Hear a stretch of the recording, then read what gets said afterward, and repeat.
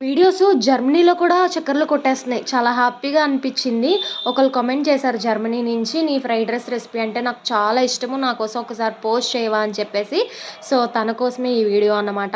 ఎవరో కాదు తను, మా డిగ్రీ ఫ్రెండు. వాళ్ళ కోసమే వీక్లీ ఒక్కసారైనా చేసి తీసుకెళ్ళేదాన్ని.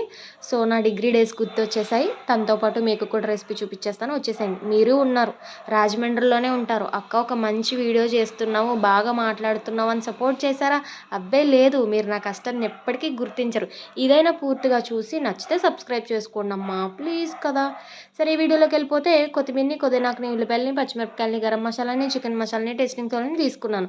నెక్స్ట్ స్టవ్ వెలిగించి దాకపెట్టుకొని ఆయిల్ వేసుకొని మీకు నచ్చినన్ని గుడ్లు వేసుకొని ఒక 5 నిమిషాలు ఫ్రై అయిన తర్వాత కొత్తిమీర, పుదీనాకుని, ఉల్లిపాయలని, పచ్చిమిరపకాయలని, చికెన్ మసాలాని, కారాన్ని, గరం మసాలాని వేసుకొని 5 నిమిషాలు ఫ్రై అయిన తర్వాత ఈ ఎగ్స్ మిక్స్‌కి కావాల్సిన సాల్ట్‌ని వేసుకొని ఒక 2 మినిట్స్ ఫ్రై చేసి ముందుగానే మనం కుక్ చేసి పెట్టుకున్న రైస్‌ని ఇందులో వేసుకొని ఫైనల్‌గా ఒక కొంచెం చికెన్ మసాలాని, మిగిలిపోయిన కొత్తిమీరని, పుదీనాకుని కూడా వేసుకొని మన స్ట్రీట్‌లో ఉండే నూడిల్స్ అంకుల్‌ని గుర్తు చేసుకొని 10 మినిట్స్ హై ఫ్లేమ్‌లో పెట్టి దన్మని టాస్ చేస్తే అద్దిరిపోయే ఎగ్ ఫ్రైడ్ రైస్ అయితే రెడీ అయిపోతుంది. ఇన్ని మసాలాలు వేసాం, ఎగ్ ఫ్రైడ్ రైసా బిర్యానీ అని డౌట్ వచ్చుండొచ్చు. ఒక్కసారి టేస్ట్ చేయండి, అద్దిరిపోతుంది.